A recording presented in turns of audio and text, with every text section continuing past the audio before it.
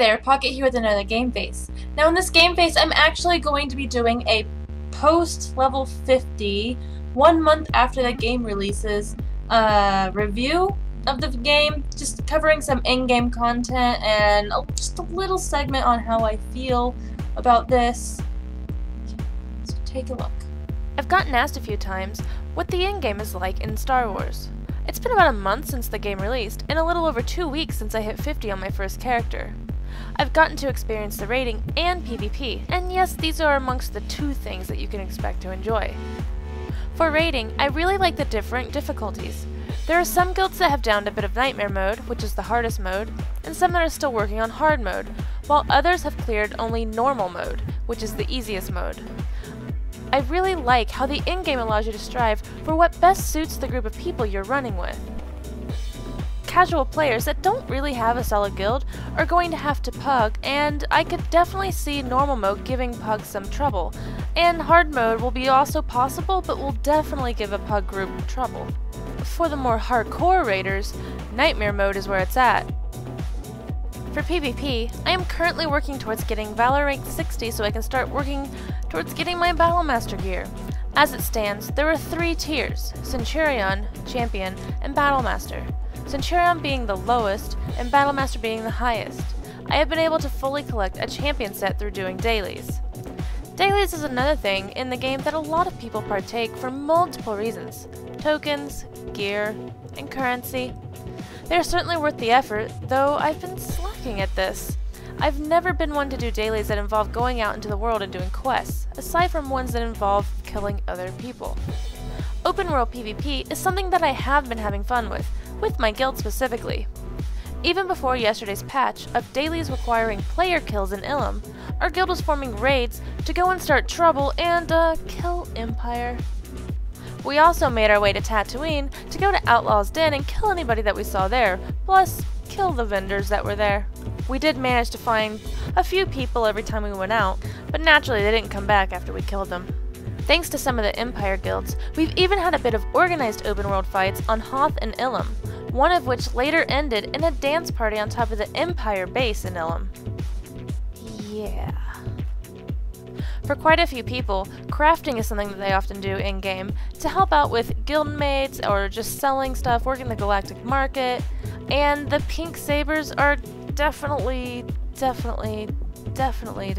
in high demand right now. Going around the world and collecting mats from slicing and bioanalysis, or getting the items for the pink crystal, farming mobs that are supposed to drop special schematics. And then there's always killing the world bosses located throughout, the worlds. We've killed quite a few now, just for fun, if anything else. Well, and hoping that they'll drop something uber rare. And this often has also attracted some of the opposite faction. Even though they might be lower level, or maybe around our level, but still leveling up, they will definitely always attack you. I have learned this, and it is quite fun to have to take on a giant boss, especially one that happens to enrage, and then have to turn around and kill someone on top of that. Granted, I haven't seen full-fledged, hunting parties yet, but that would be a lot of fun if it did happen. Note to self. So there are a few other things, like hunting datacrons and finding the Matrix shards for the Matrix Cube relic, social aspects of the game, and the fact that you can talk to the opposite faction, grinding for legacy and social points, working the galactic market. I mean, essentially, this game has everything that certain other MMOs have in regards to in-game content, plus maybe a little bit more through PvP and puzzles and PvE crafting dailies. I've really had my hands full on my 50. If this is something that you've enjoyed in other games, then you will definitely enjoy it in this game. One thing to note is it is a new game, so it's not going to have the amount of content that a game previously released is going to have, but that should be a natural thing to know. Yesterday, they did release the rest of Karaga's Palace, as well as a new flashpoint, and in the future, they do plan on adding another war zone. So it definitely seems like they are attempting to add more content and at a reasonable pace to catch up or keep up to other games that are currently out. So if you're looking for something that's refreshing and a change of scenery and maybe a little more in depth, I think you'll definitely like this game.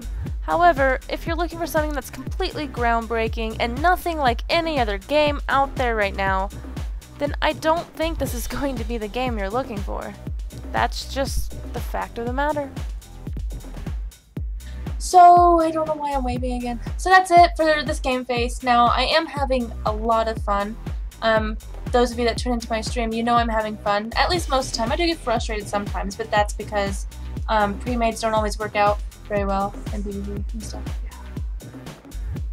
But no, besides that, no, really, I am having a lot of fun on my main character. And I look forward to, you know, getting my Battle Master gear and downing the raid content. And yesterday they actually came out with a new raid, and I'm excited about going and trying that now. They came out with the full edition of the raid. So be sure to follow me on Twitter, and you can also find me on Twitch TV where I stream. And head on over to mmorpg.com for more reviews and guides and gameplay, just all that.